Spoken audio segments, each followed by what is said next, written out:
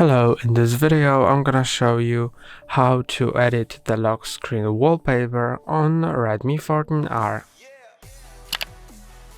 To change the lock screen wallpaper, go to Settings app, then go to Wallpaper and Personalization, Lock Style, Customize, Wallpaper,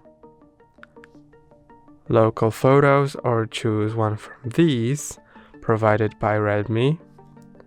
I'm gonna go to local photos and choose a photo from my gallery, and I'm gonna choose maybe this one. You can pinch it to crop, you can also move it like that, and I'm gonna place it this way.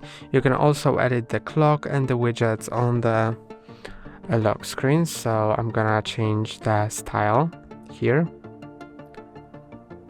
to, for example,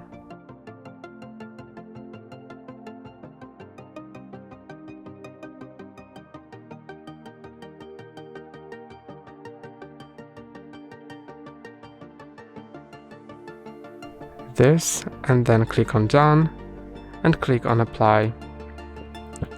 And now when I lock my screen, you can see that the lock screen wallpaper has been changed. That's all for today. Don't forget to like and subscribe. See you next time.